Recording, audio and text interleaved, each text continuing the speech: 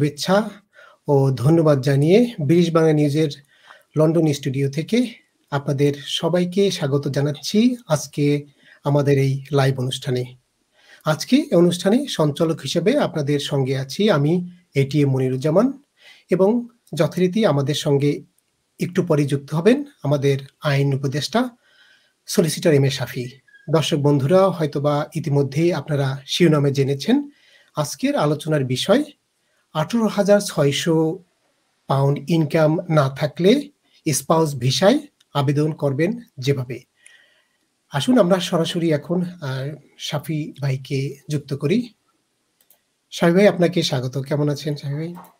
জি, ধন্যবাদ মনিরুজ্জামান ভাই। আলহামদুলিল্লাহ, আপনাদের দোয়ায় ভালোই আছি। আপনি কেমন আছেন? জি ভাই, ভালো। ধন্যবাদ শাফি ভাই। তো আসলে আজকের যে টপিক, আসলে আমরা এমন একটি পরিস্থিতিতে যাচ্ছি যেখানে করোনার ফলে আসলে পুরো ইউকে এর যে ইকোনমি কিন্তু একদম ড্যামেজ বা খুবই খারাপ অবস্থা। গত 300 বছরের মধ্যে সবচেয়ে একটি খারাপ পরিস্থিতিতে আছেন। ম্যাক্সিমাম সব বন্ধ, ব্যবসা বাণিজ্য খারাপ। তো এর ভিতরে কিন্তু জীবন কিন্তু থেমে নেই, জীবন চলছে। তো অনেকেই দেখা যায় যে বিয়ে করেছেন এবং তাদের যে রিকোয়ারমেন্ট, তাদের যদি স্ত্রীকে আনতে হয় বা তাদের এক্সটেনশন করতে হয়, তখন 18,600 যে রিকোয়ারমেন্ট আছে সেটা হয়তো অনেকের পক্ষে সম্ভব হচ্ছে না। তো এই পরিস্থিতিতে আসলে এই যে আজকে যে টপিকটা সেটি আপনি চুজ করছেন, কেন চুজ করলেন যদি একটু বলতেন। মনিরুজ্জামান ভাই, ধন্যবাদ আপনাকে। আপনি হয়তো জানেন এটা বহুল আলোচিত একটা বিষয়। এটা নিয়ে আপনার একটা কেস ছিল এমএম লেবানন, যেটা সুপ্রিম কোর্ট থেকে ডিসিশন আসে, ওইটা কিন্তু আমাদের ফেভারে আসে নাই। সো 18,600 আমাদেরকে ফুলফিল করতে হয় যখনই আমরা ব্রিটিশ সিটিজেন বা সেটেল যারা আছেন এই দেশে, ওনারা স্পাউসের জন্য অ্যাপ্লিকেশন করে থাকেন। সো এটা কেন আমরা চুজ করলাম, আজকের চুজ করার একমাত্র কারণ হচ্ছে আমরা যেটা জানি বা আমাদের ইকোনমিস্ট যারা আছেন এদেশে, ওনারা প্রেডিক্ট করতেছেন যে ভবিষ্যতে আমাদের অনেকেই জব থাকবে না, অনেকের অবস্থা খারাপ হবে। সো যদি ওনাদের এমন অবস্থা হয়, ওনাদের 18,600 ইনকাম না থাকে, তাহলে ওনারা কিভাবে স্পাউসের অ্যাপ্লিকেশন করবেন? কারণ অনেকের ভিতরে একটা ভয় ভীতি কাজ করতেছে, যেটার জন্য আমরা আজকে এই বিষয়টা চুজ করা। আরেকটা জিনিস মনিরুজ্জামান ভাই, আমি একটু অ্যাড করি আপনার সাথে। হয়তো আমাদের অনেক ইউরোপিয়ান বাইরে আছেন, আপনারা হয়তো জানেন নতুন যে আপনার আইন যেটা আপনার, ওইটা ওনাদেরকেও অ্যাপ্লিকেশন করতে হবে ইমিগ্রেশন রুলস এর আন্ডারে, ওনাদেরও 18,600 ফুলফিল করতে হবে। সো এটা 30 জুনের পরেই বা এখনো করতে পারবেন যাদের সম্পর্ক আপনার 31 ডিসেম্বরের পরে সম্পর্ক সৃষ্টি হয়েছে, মানে বিয়ে করছেন বা এই ধরনের সম্পর্ক হয়েছে। সো ওনারা, সো যারা ইউরোপিয়ান নাগরিক আছেন তাদের জন্য এটা ভেরি ইম্পর্টেন্ট। অনেকে হয়তো ইউরোপিয়ান নাগরিকরা আছেন যে আমাদের এই প্রোগ্রামগুলা অনেক সময় ওনারা হয়তো ইম্পর্টেন্স দিচ্ছেন না, কিন্তু এটা ভেরি ইম্পর্টেন্ট। ওনাদের ভবিষ্যতে কিন্তু এই রুলসগুলো ফুলফিল করতে হবে। সেই জন্য আমি মনে করি ওনাদেরকেও আমাদের এই প্রোগ্রামগুলো দেখা উচিত, এবং এই প্রোগ্রামের যে বিষয়গুলো আমরা আলোচনা করতেছি ওইটা কোনো না কোনো সময় ওনাদের জীবনে প্রয়োজন হবে। অনেক ধন্যবাদ সাহেব ভাই। দর্শক বন্ধুরা, আমরা আপনার এই মুহূর্তে এই অনুষ্ঠানটি লাইভ দেখতে পাচ্ছেন আমাদের ওয়েবসাইট www.britishbanglanews.com এই ঠিকানায়, আমাদের ফেসবুক পাতায় এবং ইউটিউব চ্যানেলে। যেমনটি সাহেব একটু আগে বললেন যে এই অনুষ্ঠানটি আসলে শুধু যে ব্রিটিশ সিটিজেন বা এখানে যারা অন্য ভিসায় আছেন শুধু তাদের জন্য নয়, যারা ইউরোপিয়ান সিটিজেন, আমাদের অনেক দর্শক আছেন, অনেক দর্শক বন্ধুরা আছেন যারা ইউরোপিয়ান সিটিজেন, তারা এই মুহূর্তে হয়তো বা ইউরোপিয়ান আইন নিয়েই ব্যস্ত, বাট আসলে জাস্ট অল্প কয়েকদিনের ভিতরেই আপনারা এই জেনারেল আইনের ভিতরে পড়ে যাবেন এবং তখন আপনাদের কিন্তু এই আইনগুলোকেই ফলো করতে হবে আপনাদের দৈনন্দিন জীবনে। সো সেই জন্য আপনারা হয়তো এই অনুষ্ঠান থেকেও উপকৃত হতে পারেন। সাহেবের প্রথম প্রশ্ন, যদি কারো 18,600 ইনকাম না থাকে সেক্ষেত্রে এন্টি ক্লিয়ারেন্স কিভাবে আবেদন করবেন? অর্থাৎ কারো যদি স্ত্রী বাংলাদেশে থাকে বা বিদেশে থাকে, তাকে আনার জন্য সে আবেদন করতে হবে, কিন্তু তার 18,600 পাউন্ড ইনকাম নাই, তখন সে কি করবেন প্লিজ? মনিরুজ্জামান ভাই, এটা ভেরি ডিফিকাল্ট একটা কোয়েশ্চেন। এটার আনসার কিন্তু স্ট্রেট ফরওয়ার্ড না, এটা আনসারটা একটু কমপ্লিকেটেড। সো আমি ট্রাই করবো এটাকে সিম্পলিফাই করা। সো আমরা এমএম লেবানন যে কেস ছিল, ওই কেসে প্যারাগ্রাফ 70 অনওয়ার্ড কিছু জিনিস তারা আলোচনা করছে যে এটা এই যে 18,600 কোন বেলায় ওটা হার্শ কনসিকুয়েন্স হবে। এখানে আপনি হয়তো জানেন হিউম্যান রাইটসে আমাদের হচ্ছে, তারা কনসিডারেশন হচ্ছে যে ডিসিশন করা হয় ওয়েদার ইট ইজ আনডুলি হার্শ, এই আনডুলি হার্শ হবে কিনা ওইটা হচ্ছে ওয়ান অফ দ্য কি পয়েন্ট। সো যাদের 18,600 নাই ওনারা থার্ড পার্টি, এই ক্ষেত্রে যাদের 18,600 ইনকাম নাই ওনারা থার্ড পার্টি সাপোর্ট রিলাই করতে পারেন। সো থার্ড পার্টি সাপোর্টের দুইটা স্পেসিফিকলি ওরা দুইটা জিনিস বলছে। একটা হচ্ছে যারা ধরেন আগে বিবাহিত ছিলেন এবং ডিভোর্সের পরে ওনারা একটা মেনটেনেন্স পাচ্ছেন ওনাদের স্পাউসের কাছ থেকে, ওই মেনটেনেন্সকে এজ এ ইনকাম হিসাবে কনসিডার করবে। এবং কারো যদি আপনার ওভার দ্য এজ অফ 21 কোনো চাইল্ড থেকে থাকে, ওই চাইল্ড আবার ওনার বাসায় থাকেন, তাহলে ওই চাইল্ডের ইনকামটাও আপনার ওই 18,600 বেলায় কনসিডারেশনে নেওয়া হবে। সো দিস আর টু কি রিকোয়ারমেন্ট। তার এরপরে হচ্ছে যদি কারোর এটাও না থাকে, উনি হয়তো কোনো থার্ড পার্টি অন্য কোনো পার্সনের ইনকামের উপর রিলাই করতে পারেন। ওই থার্ড পার্টির ইনকামটা হতে হবে একটা লেজিট ইনকাম, আর দেখাতে হবে যে ওই থার্ড পার্টি যিনি সাপোর্ট করতেছেন উনার যে দৈনন্দিন যে এক্সপেন্ডিচার আছে ওইগুলা করার পরও ওনার কাছে এই টাকা মানে ইনকামটা এখনো ইনটেক আছে, উনি ওই ইনকামটা ইউজ করতে পারবেন ওনাদের ইয়ে করার জন্য। বাট এখানে কি ফ্যাক্টর হচ্ছে ওরা কনসিডার করবে কোন কোন বেলায় আপনি ওইটা করতেছেন। যেমন যাদের বেলায় আনডুলি হার্শ হবে তারাই এই থার্ড পার্টি সাপোর্টে যেতে পারবেন। সো আনডুলি হার্শ বলতে আমরা কি বুঝি? আনডুলি হার্শ জিনিসটা হচ্ছে যে কোনো একটা ডিসিশন যেটা আপনার হিউম্যানলি রাইট। সো আপনি যদি এমএম লেবানন কেসের আমি নির্দিষ্ট প্যারাগ্রাফ যেটা 70 ওই জায়গায় বলা হয়েছে যে অনেকে হয়তো আপনার বিয়ে করছেন আপনার ওই 2012 রুল চেঞ্জ করার পূর্বে, কিন্তু এরপরে দেখা গেছে ওনারা কখনোই 18,600 ফুলফিল করতে পারতেছে না, ওনারা স্পাউস নিয়ে আসতে পারতেছেন না, এই ক্ষেত্রে তাদের জন্য একটা আনডুলি হার্শ। সো আমরা প্র্যাকটিসে দেখি অনেকেই বিয়ে করছেন 2012 আগে, কিন্তু এর পরবর্তীতে ওনারা কখনোই 18,600 মিট করতে পারেন নাই, ওনারা কোনো অ্যাপ্লিকেশন করতে পারেন নাই। সো এই ক্ষেত্রে ওনারা হয়তো একটা অ্যাডভান্টেজ নিতে পারেন এই ক্ষেত্রে। আরেকটা জিনিস হচ্ছে আপনি হয়তো খেয়াল করবেন যে 18,600 যে থ্রেশোল্ডটা শুধু স্পাউসের বেলায়, কারো যদি বাচ্চা থাকে তাহলে ওনাকে 22,400 যে থ্রেশোল্ড ওইটা মিট করতে হয়। এখন 22,400 যে থ্রেশোল্ড যেটা আছে এই থ্রেশোল্ড অনেকের পক্ষে সম্ভব হয় না। হয়তো ওনার ইনকাম আছে 19,000 ফর এক্সাম্পল, ওনার 22,400 না, তো উনি অ্যাপ্লিকেশন করতে পারতেছেন না। এই ক্ষেত্রে হয়তো উনি ওই থার্ড পার্টি সাপোর্টটা নিয়ে করতে পারবেন। আর প্রথম যে দুইটা বললাম যে আপনার স্পাউসের যে প্রিভিয়াস স্পাউস থেকে যে মেনটেনেন্স উনি পাচ্ছেন এটাকে ইনকাম হিসেবে কাউন্ট করবে, ওইটা উনি জেনারেলি করতে পারবেন।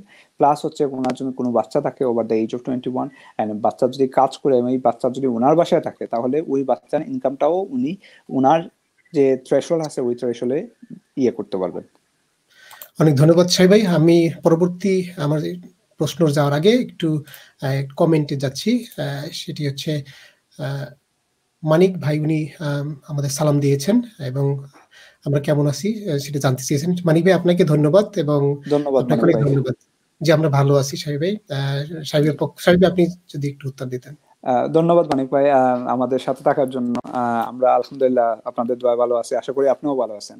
আর ধন্যবাদ আপনাকে আমাদের সাথে থাকার জন্য এবং একটা নাইস কমেন্ট করার জন্য। Thank you. আমরা আরো কিছু কমেন্ট পেয়েছি। রিপন হাসান ভাই এবং পলাশ ভাই ওনারাও কমেন্ট করেছেন। আমরা আপনাদের কমেন্টগুলো পেয়েছি।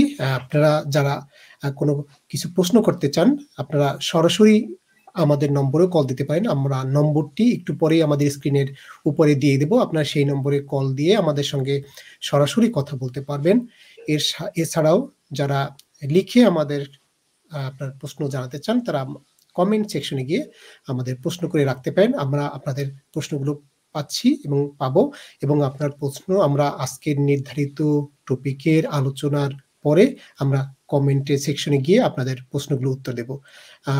আপনাদের অনেক অনেক ধন্যবাদ যারা এতক্ষণে আমাদের সঙ্গে যুক্ত হয়েছেন।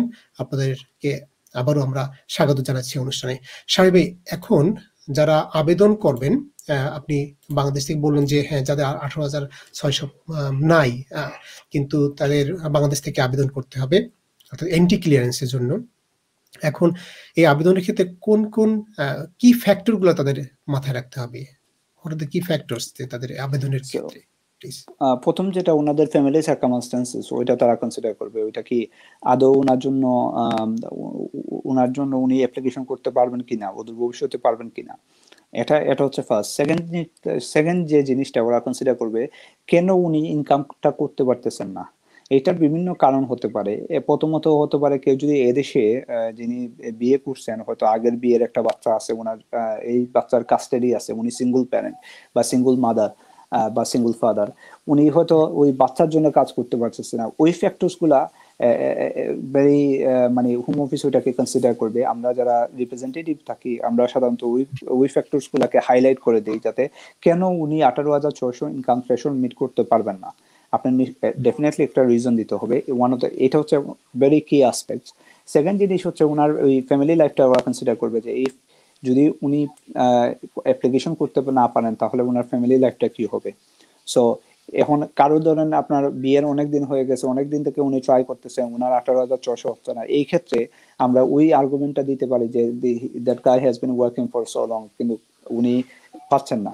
এখন এখানে দুইটা জিনিস, কেন পাচ্ছেন না ওইটার কারণটাও আমরা দিতে হবে। যেমন আগে যেটা বললাম যে সিঙ্গল প্যারেন্টস, আরো কারণ থাকতে পারে, যেমন কারোর ল্যাক অফ স্কিল থাকতে পারে। সো এই এই এই ফ্যাক্টরস গুলাকে আমরা সামনে নিয়ে আসতে হবে যে এটার জন্য উনি পারতেছেন না। আর আরেকটা জিনিস যেটা হিউম্যান রাইটস এর কনসিডারেশনে তারা দিবে, ওইটা আনডুইলি হাস কিনা, যে ওইটা যে তারা যে যদি রিফিউজ করে এই অ্যাপ্লিকেশনটা, এটা কিন্তু হাস হবে কিনা। সো অবভিয়াসলি এখানে দেখাতে হবে চাইল্ডের ফ্যাক্টরস থাকতে হবে। চাইল্ডের ফ্যাক্টরস থাকলে ওইটা আরো একটু বায়বল হবে। কেন মানে একটা বাচ্চার, আমরা সবসময় বলি যে বাচ্চা বাবা, আমরা দেখি বাবা, আমরা সবসময় বলি বাবা মা বাচ্চাকে ডাইরেক্ট কন্ট্যাক্ট চান বা ডাইরেক্ট কন্ট্যাক্ট পাওয়ার চেষ্টা করেন। সত্যিকার অর্থে এটা বাচ্চাদের রাইট, প্যারেন্টস এর রাইট না। আপনি আপনার বাচ্চাকে দেখবেন, এটা কিন্তু আপনার রাইট না, ওটা হচ্ছে বাচ্চার রাইট। সো এই জিনিসগুলোকে হাইলাইট করতে হবে যে এটা একটা বাচ্চা, যে বাচ্চা জন্ম হয়েছে বাংলাদেশে, কিন্তু সে 18,600 বা ইনকাম থ্রেশহোল্ডের জন্য সে এই দেশে আসতে পারতেছে না, তার বাবার সাথে জয়েন করতে পারতেছে না। এই ফ্যাক্টরস গুলা হোম অফিস কনসিডার করবে। আর আমরা যারা রিপ্রেজেন্টেটিভ আছি, আমাদের দায়িত্ব হচ্ছে এই ফ্যাক্টরস গুলাকে এমন ভাবে হাইলাইট করা যাতে ওইটা হোম অফিসের দৃষ্টিগোচর হয়, ওরা ওইটাকে মানে কনসিডারেশনে নেয়। বাট এটা আমি মনিরুজ্জামান ভাই বলে রাখি এন্টিক্লিয়ারেন্সে যদি 18,600 না থাকে, ভেরি ডিফিকাল্ট। এই যে প্রভিশনটা বললাম, এটা ভেরি এক্সেপশনাল সিচুয়েশনে তারা কনসিডার করবে। So there are specific guidance for that. এটা আপনার এক্সেপশনাল সার্কামস্টেন্সেস, এটা অ্যাপেন্ডিক্স FMSE গাইডেন্সের একেবারে শেষের দিকে এই এক্সেপশনাল সার্কামস্টেন্সেস নিয়ে আলোচনা করা হয়েছে। সো এই রুটে যারা অ্যাপ্লিকেশন করবেন, তারা অ্যাপ্লিকেশন করার সাথে সাথে তারা এটা হোম অফিসের দায়িত্ব পড়ে। হোম অফিস এই আমি যে আগে যেগুলা বললাম ওগুলা তারা নির্ধারণ করবে, ওই মানে ওই আপনার পারিবারিক অবস্থা, কেন ইনকাম নাই, এটা আন্ডুলি হ্রাস হবে কিনা। তারপরে তারা কনসিডার করবে ওই থার্ড পার্টি সাপোর্টের যে ইনকামটা, যদি থার্ড পার্টি সাপোর্টের ইনকামটা ওইটা সাফিসিয়েন্ট হয় তাহলে তারা ভিসা দিয়ে দিবে। বাট এই যে ভিসা দেওয়া হবে এটা কিন্তু 5 ইয়ার্স রুটে দেওয়া হবে না। আপনারা হয়তো জানেন যারা 18,600 ইনকাম আছে, ল্যাঙ্গুয়েজ রিকোয়ারমেন্ট ফুলফিল করতেছেন, ওনাদের 5 ইয়ার্স রুটে দেওয়া হয়, এবং 5 ইয়ার্স রুটে দেওয়ার ফলে ওনারা 5 ইয়ার্স রুটে সেটেলমেন্ট পান। বাট যদি কারোর আপনার এই রুটে অ্যাপ্লিকেশন করেন তাহলে 5 ইয়ার্স রুটে উনি 5 ইয়ার্স রুটে আপনার উনি পাবেন না, উনি 10 ইয়ার্স রুটে পাবেন। 10 ইয়ার্স রুটে পাওয়ার পর উনি 10 ইয়ার্স রুটে কন্টিনিউ করতে হবে। ওয়ান্স সে 10 ইয়ার্স কমপ্লিট করবেন তখন উনি আপনার সেটেলমেন্ট পাবেন। আবার আরেকটা জিনিস হচ্ছে এখানে, যারা 10 ইয়ার্স রুটে আসবেন ওনারা যদি সাবসিকুয়েন্টলি হাজব্যান্ড এন্ড ওয়াইফ দুজনে মিলে যদি 18,600 ইনকাম হয়ে যায়, উনি আবার 5 ইয়ার্স রুটে সুইচিং করতে পারবেন। এই ক্ষেত্রে হয়তো 7.5 ইয়ার্স এর ভিতরে উনি সেটেলমেন্ট পেয়ে যাবেন, অথবা আরো কম সময়ে যদি উনি তাড়াতাড়ি সুইচিং করে ফেলেন। সো এটা আমাদের মাথায় রাখতে হবে। এই রুটে যারাই অ্যাপ্লিকেশন করবেন অ্যান্টি ক্লিয়ারেন্স, তাদেরকে 10 ইয়ার্স রুটে কনসিডার করা হবে। আর আমি আগেই যেটা বলছি, এটা খুবই এক্সেপশনাল সিচুয়েশনে ওরা গ্রান্ট করে। এটা যে এরকম না যে আপনি অ্যাপ্লিকেশন করলেই গ্রান্ট করবে। It has to be very exceptional situation and exceptional circumstances.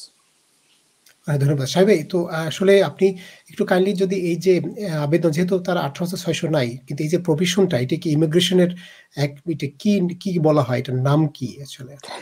এটা আপনার ইমিগ্রেশন অ্যাপেন্ডিক্স FMA আছে, অ্যাপেন্ডিক্স FMSE গাইডেন্স যেটা আছে, গাইডেন্সে স্পেসিফিকলি একটা প্রভিশন আছে যেটাকে বলা হয় এক্সেপশনাল সার্কামস্টেন্সেস। এই এক্সেপশনাল সার্কামস্টেন্সেস আন্ডারে ওই অ্যাপ্লিকেশন করতে হয়।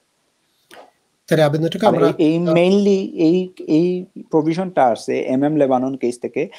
লেবানন কেসে বলে নাই যে 18,600 এটা আনলফুল, বাট ওরা বলছে যে এটা home office should look into ইট। এটা অনেক একটা হয়তো আনডুলি হার্শ ডিসিশন হয়ে যাবে, অথবা এটা খুবই হার্শ কনসিকুয়েন্স হবে অনেক অ্যাপ্লিকেন্টের জন্য, সেজন্য home office should look into it. So as a result of that comment home office আপনার ওই গাইডেন্সে কিছু চেঞ্জ আনছে, কিন্তু ওরা 18,600 যে থ্রেশহোল্ড ওইটা বাদ দেয় নাই, ওইটা ওই জায়গায় রেখে তারা এক্সেপশনাল কিছু সার্কামস্টেন্সেসে ওই জায়গায় তারা ওই exception as a exception of the rules ওরা ওইটা কনসিডার করবেন। অনেক ধন্যবাদ সাহেব। তো আমরা আসলে আমরা এন্টি ক্লিয়ারেন্স সম্পর্কে কথা বলতেছি। আমরা এরপরে অন্য যে ক্যাটাগরিতে যারা আছেন তারা যদি অর্থাৎ যারা ব্রিটেনে আছেন, যারা সুইচিং করতে চান এবং যারা পরবর্তী হয়তো এখানে 18,600 পাউন্ড নিয়ে এসেছেন কিন্তু এখন তাদের এক্সটেনশন এসেছে, এই মুহূর্তে তারা ওই যে রিকোয়ারমেন্টটা তাদের নাই সে বিষয়ে আমরা আলোচনা করতে চাই। তো সাহেব ভাই, আপনি কি চান যে এটি আমরা শেষের দিকে আলোচনা করি না এখন আমরা করি? আপনার মতামত কি? ইটস আপ টু ইউ ভাইয়া, আপনি যদি চান কোয়েশ্চেন আনসার করতে তাহলে ওইটাও করা যাবে। আর ওকে, আমি তাহলে এই সেকশনটা একটু শেষ করে নিই। তাহলে সাহেব ভাই, তো এই যে আমরা যে বললাম যে এক্সেপশনাল যে সার্কামস্টান্সেস, এই আবেদনের ক্ষেত্রে কোন কোন পরিস্থিতিতে এই পরিস্থিতিতে এই আবেদনের করতে পারবে, অর্থাৎ কোন কোন পরিস্থিতিকে মাথায় রাখতে হবে, কোন কোন পরিস্থিতিকে তারা কনসিডার করে আর কি? সো আপনি কি ইন কান্ট্রি সুইচিং এর কথা বলতেছেন? জি, সুইচিং এর ব্যাপারটা আমরা সুইচিং, ওকে। ধন্যবাদ মনোজন ভাই। সো আপনারা হয়তো জানেন অনেকেই দেশে বিভিন্ন অন্যান্য ক্যাটাগরিতে আসেন, স্পাউস হিসেবে আসেন নাই। ফর এক্সাম্পল স্টুডেন্ট ভিসায় আসেন, আসার পরে এখানে কারোর সাথে আপনার বিয়ে হয়েছে বা আপনার 2 বছর হয়তো সম্পর্ক অতিবাহিত হয়েছে এজ এ হাজব্যান্ড ওয়াইফ, আপনারা হয়তো বিয়ে রেজিস্ট্রেশন করেন নাই কিন্তু 2 বছর একই সাথে ছিলেন একই বাসায়। এই ক্ষেত্রে যদি আপনার স্পাউসের 18,600 ইনকাম না থাকে আপনি অ্যাপ্লিকেশন করতে পারবেন। এটা একটা স্পেসিফিক প্রভিশন আছে, অ্যাপেন্ডিক্স FN, মানে স্পাউস রুটের একটা স্পেসিফিক প্রভিশন আছে, এটাকে EX1B বলে, মানে spouse of a British citizen exception to the 18,600 rules. So যারা আপনার ইংলিশ ল্যাঙ্গুয়েজ রিকোয়ারমেন্ট অথবা ফাইন্যান্সিয়াল রিকোয়ারমেন্ট মিট না করবেন ওনারা এই রুটে অ্যাপ্লিকেশন করতে পারবেন। এই অ্যাপ্লিকেশনের নাম হচ্ছে FLR-FP। আপনারা যখন এই অ্যাপ্লিকেশন করবেন there are few things they always consider. First of all আপনাদের রিলেশনশিপটা তারা কনসিডার করবে, আপনাদের রিলেশনশিপটা জেনুইন কিনা, সাবসিস্টিং কিনা। তারপরে কনসিডার করবে যে আপনার যারা অ্যাপ্লিকেন্ট আছে ওনার স্পাউস যিনি ব্রিটিশ বা সেটেল আছে উনি কি ওই অ্যাপ্লিকেন্টের সাথে অ্যাপ্লিকেন্টের কান্ট্রি অফ অরিজিনে গিয়ে রিসেটেল হতে পারবেন কিনা। ফর এক্সাম্পল একজন স্টুডেন্ট বাংলাদেশ থেকে আসছেন, এখন একজন ব্রিটিশ নাগরিককে বিয়ে করছেন, তখন হোম অফিস কনসিডার করবে যে ওই ব্রিটিশ নাগরিক এই বাংলাদেশের যে যিনি আসছেন স্টুডেন্ট ভিসায় ওনার সাথে কি ওনার দেশে গিয়ে থাকতে পারবে, ওনার দেশে কি ফ্যামিলি লাইফ কনসিডার করতে পারবে কিনা, এইটা তারা কনসিডার করবে। এখানে কি ওয়ার্ড যেটা এটাকে বলে ইনসারামেন্টেবল অবস্টেকলস। ইনসারামেন্টেবল মানে অবস্টেকলস মানে একটা কঠিন মানে খুবই কঠিন অবস্থার সম্মুখীন হবেন কিনা। So whether or not they will face insurmountable obstacles to resettle in Bangladesh or resettle in his or her country of origin. So যখনই ওরা কনসিডার করে এখানে number of things they will consider. First of all যিনি এদেশে British আছেন ওনার main কোয়েশনটা কিন্তু ওনার দিকে, British নাগরিকের দিকে। সো উনি কতদিন থেকে এদেশে আসেন, কবে ব্রিটিশ নাগরিকত্ব পাইছেন, ওনার গেলে কি কি প্রবলেম হবে, ওনার বাংলাদেশের কালচার কাস্টম সম্পর্কে উনি কতটুকু অবগত, বাংলাদেশে উনি কয়বার গেছেন, ওনার বাঙালি হয়তো মানে বাঙালি অরিজিন কিন্তু হয়তো বাংলাদেশের সাথে কোনো ইয়ে নাই, কোনো টাচ নাই। এই ফ্যাক্টরস গুলো তারা কনসিডার করবে। এবং আরেক জিনিস কনসিডার করবে ওয়েদার উনি দেশে গেলে কি ওনার আপনার উনি এমপ্লয়মেন্ট সিকিউর করতে পারবেন কিনা। সো এই দেশের যারাই আপনারা এই রুটে আছেন, ব্রিটিশ নাগরিক আছেন, আমরা আমাদের পরিবার বা অন্যান্য সামাজিক আমরা বিভিন্নভাবে জানতে পারি যে ওনারা হয়তো বাংলা অনেক ক্ষেত্রে কথা বলতে পারেন কিন্তু বাংলা লিখতে পারেন না, বাংলা পড়তে পারেন না। এক্ষেত্রে ওনারা কিভাবে জব সিকিউর করবেন বাংলাদেশে। সো এই ফাইন্যান্সিয়াল ডিফিকাল্টিস গুলা চলে আসবে। আরেকটা ইয়ে হচ্ছে আপনার ওনাদের মেডিকেল ট্রিটমেন্ট। কারো যদি মেডিকেল কন্ডিশন থাকে এটা একটা অবস্টাকল হিসেবে কনসিডার করা হবে, যদি ওই মেডিকেল কন্ডিশনের ওই ট্রিটমেন্ট গুলা কি আদৌ অ্যাভেলেবল কিনা। যদি কোনো বাচ্চা এই ফ্যাক্টরসে কোনো বাচ্চা ইনভলভ থাকে এই বাচ্চার ব্যাপারটা এখানে কনসিডার করা হবে, এই বাচ্চার এডুকেশনের ব্যাপারটা কনসিডার করা হবে। যেখানে এখানে একটা বাচ্চা যদি ইংলিশ মিডিয়ামে পড়ে থাকে তাহলে সে বাংলাদেশে গিয়ে ইংলিশ মিডিয়াম ওনার প্যারেন্টস কি ওটা প্রোভাইড করতে পারবেন কিনা, যেহেতু বাংলাদেশে ইংলিশ মিডিয়াম স্কুলগুলো ভেরি এক্সপেন্সিভ। আর এখানে যারা আছেন তাদের বাংলাদেশের সম্পর্কে খুবই ধারণা খুবই অল্প, বাংলাদেশের এমপ্লয়মেন্ট সম্পর্কে ওনাদের কোনো ধারণা নাই। ওনাদের বাংলাদেশের যেমন আপনার এখানে একটা কেস আছে, কেস হচ্ছে কামারা। এখানে বলা হয়েছে যে বাংলাদেশে যে শুধু এটা বললে হবে না, এটা সাফিসিয়েন্ট না যে বাংলাদেশে গেলেই জব পাওয়া যাবে। বাংলাদেশে জব পাইতে হইলে অনেক আপনার লিঙ্কের প্রয়োজন হয়। যদি কারোর সাথে কারোর লিঙ্ক না থাকে, সে কমপ্লিটলি ডিটাচড হয়ে গেছে বাংলাদেশ থেকে, এই ক্ষেত্রে সে কিভাবে জবটা সিকিউর করবে, এটা ভাইবল না। So this are the factors home office consider করবে যখন এই ধরনের অ্যাপ্লিকেশন করা হয়। অনেক ধন্যবাদ সাহেব ভাই। তো এরপরে যদি আমি একটু স্পেসিফিকলি জানতে চাই, সেটি হচ্ছে যাদের এক্সটেনশন করতে চায়, ধরেন যারা 18,600 নিয়ে আসছিলেন, এখন তারা পারেন নাই, অর্থাৎ এখন যদি আবেদন করতে হয় তাদের 18,600 তারা ফুলফিল করতে পারে না, তাদের ক্ষেত্রে আসলে কি হতে পারে? তারা ওনাদের যেটা হবে মনিরুজ্জামান ভাই, ওনাদের কিন্তু কোনো অপশন নাই, ওনারা অবশ্যই একটা অ্যাপ্লিকেশন করতে হবে ওনাদের ভিসা এক্সপায়ারি হওয়ার আগে, এই রেসপেক্টিভ ওনাদের 18,400 থাকুক আর না থাকুক, যদি রেগুলারাইজ থাকতে হয়। তো ওনাদের জন্য অপশন হচ্ছে ওনারা ওই FLRFP, যেটা আপনার EX1B ওই রুটে অ্যাপ্লিকেশন করা, 10 ইয়ার্স রুটে। এটা কিন্তু 5 ইয়ার্স রুট না, 10 ইয়ার্স রুটে অ্যাপ্লিকেশন করা। এই ক্ষেত্রে টেস্ট ইজ সেম। টেস্টটা হচ্ছে ওনাকে ইনসারমাউন্টেবল অবস্টাকল দেখাতে হবে, ওনার স্পাউস যিনি আছেন। সো এই ক্ষেত্রে আপনার যারা এক্সটেনশনের সময় তেমন কোনো অসুবিধা হয় না, সুইচিং এর সময় অনেক সময় তারা বেশি একটু হোম অফিস বেশি স্ক্রুটিনাইজ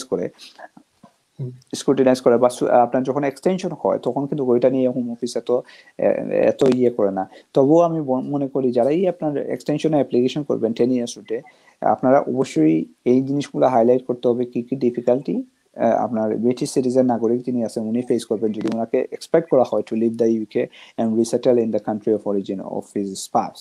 যদি এই ফান্ডামেন্টাল জিনিসটা তারা কনসিডার করবে এবং এই জিনিসটাই হাইলাইট করতে হবে। এবং তাদের যদি বাচ্চা থাকে তাহলে সেক্ষেত্রে কি এটাই তাদের জন্য কোনো অ্যাডেড বেনিফিট কিনা, সেটা কি কিভাবে এক্সট্রা কোনো অপরচুনিটি কিনা এই আবেদনের ক্ষেত্রে? সো লিগ্যালি মনিরুজ্জামান ভাই, দেয়ার আর টু প্রভিশন আন্ডার EX1। একটা হচ্ছে EX1A, একটা হচ্ছে EX1B। EX1A টা হচ্ছে parents of a British child ও parents of a British child, আর EX1B হচ্ছে spouse of a British national. These are the two requirements, right? So যখনই কারোর স্পাউসের সাথে ওনার রিলেশনশিপটা থাকবে সাবসিস্টিং এবং জেনুইন থাকবে, এই ক্ষেত্রে উনি কিন্তু EX1A তে রিলাই করতে পারবেন না। EX1A হচ্ছে parents of a British child, ওই ক্ষেত্রে উনি রিলাই করতে পারবেন না যতক্ষণ পর্যন্ত ওনার রিলেশনশিপটা ওনার স্পাউসের সাথে আছে। বাট দ্য ইম্পর্টেন্ট থিং হচ্ছে এখানে যদি কোনো বাচ্চা ইনভলভ হয়, হোম অফিসের দায়িত্ব হচ্ছে সেকশন 55 এর আন্ডারে best interest of the child consider করা।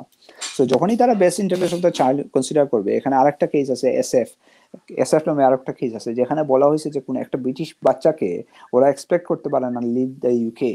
সো তখনই আপনার ওই ম্যাট্রিক্সটা কাজ করে। আবার এখানে 117B তখন কনসিডারেশন আসবে যে পাবলিক ইন্টারেস্ট কনসিডারেশন, যে ওই ব্যক্তিকে যে ওর কান্ট্রি অফ অরিজিনে ফেরত যাওয়ার জন্য বলা, কি এটা এদেশের অর্থনীতির জন্য কি অবস্থা হবে, এটা পাবলিকের যে আপনার পাবলিক ইন্টারেস্টের জন্য এটা কতটুকু ক্ষতি হবে বা কতটুকু লাভ হবে, ওইটা তারা কনসিডার করে। যখনই এই রুটে কনসিডার করবে তখন এখানে একটা স্পেসিফিক প্রভিশন হচ্ছে, কেউ আপনার কোয়ালিফাইড বাচ্চার বাবা মা হন, কোয়ালিফাইড বাচ্চা বলতে এখানে ব্রিটিশ সিটিজেন বাচ্চাকে বোঝানো হয়েছে, অথবা যে বাচ্চা এদেশে ব্রিটিশ সিটিজেন না বা 7 বছরের অধিক আছে ওই বাচ্চাকে বোঝানো হয়েছে, তাহলে ওই পাবলিক ইন্টারেস্টটা ওনাদের ফেভারে যাবে। সো যখনই চাইল্ড ইনভলভ থাকে এই এক্সট্রা বেনিফিট পাওয়া যায়, এবং চাইল্ড ইনভলভ থাকলে আপনার অ্যাপ্লিকেশন হওয়ার সম্ভাবনা অনেক বেড়ে যায়। ওকে, ধন্যবাদ সাহেব। এখন আমরা আসলে প্রায় 25 মিনিটের মতো আমরা আজকের একটু নির্ধারিত টপিক নিয়ে আলোচনা করেছি। আমরা এরপরে আর অল্প সময় নেব। আমি ইনবক্সে একটি প্রশ্ন পেয়েছি, সেই বিষয়ে যদি একটু, যেহেতু এটি রিলেটেড, সেটি আমি একটু এখনই করতে চাই। সেটি হচ্ছে তিনি বলছেন যে তিনি অলরেডি এই যে তার 18,600 ছিল না, সে ফার্স্ট এক্সটেনশন কোর্স করছেন আসার পরে, এখন সে অবশ্যই 10 ইয়ার্স রুটে, এখন তার সেকেন্ড এক্সটেনশন আসছেন, এখন সে ফালোতে আছে। সো সেক্ষেত্রে সে কিভাবে অ্যাপ্লাই করবে? সো ফালোর ব্যাপারটা যেহেতু আসছে, তো আপনি স্পেসিফিক এই কেসটির পরে একটু জেনারেলও হয়তো বা আমি আরো জিজ্ঞেস করব, এইটি সম্পর্কে একটু বলেন। সে ফালোতে আছেন। সো ওনারা 10 ইয়ার্স রুটে আসেন। ওনারা 10 ইয়ার্স রুটে থাকলে আমি মনে করি ওনারা 10 ইয়ার্স রুটে যদি এখন দেখতে হবে ওনাদের কত সময় আছে। তো ওনারা যখনই অ্যাপ্লিকেশন করবেন, অ্যাপ্লিকেশনে এখন যে আমি একটা জিনিস আমি মেইন কোশ্চেন 7 বছর আছেন। 7 বছর। সো ওনাদের জন্য 5 ইয়ার্স রুটে যাওয়া, এখন 5 ইয়ার্স রুটে সুইচিং করা বা 10 ইয়ার্স রুটে থাকা অনেকটা সমান। বিকজ ওনারা মানে 5 ইয়ার্স রুটে ঢুকলেও 5 ইয়ার্স যখন কমপ্লিট হবে ওনাদের 10 ইয়ার্স হয়ে যাবে। সো আমি দর্শকবৃন্দকে আমি ওই কোয়েশ্চনে আনসার দেওয়ার আগে আমি আরেকটু জিনিস বলে রাখি। এখন যে অ্যাপ্লিকেশন ফর্ম যেগুলো আছে ওইগুলো হচ্ছে অনলাইন ফর্ম। এরা অনলাইন ফর্মে আর্টিফিশিয়াল ইন্টেলিজেন্স ইউজ করে। যখনই আমরা অনলাইন ফর্মটা করি, ইভেন তো আপনি FLRFP তে শুরু করছেন, 10 ইয়ার্স রুটের অ্যাপ্লিকেশন ফর্মে শুরু করছেন, যখনই আপনি বলবেন আপনার 18,600, ওইখানে একটা কোয়েশ্চেন থাকে আপনার ইনকাম আছে কিনা, 18,600 উপরে ইনকাম আছে কিনা, যখনই আপনি ওই জায়গায় ক্লিক করবেন তখনই অটোমেটিক আপনার অ্যাপ্লিকেশনকে ওরা 5 ইয়ার্স রুটের অ্যাপ্লিকেশন নিয়ে যাবে, যেটা হচ্ছে FLRM।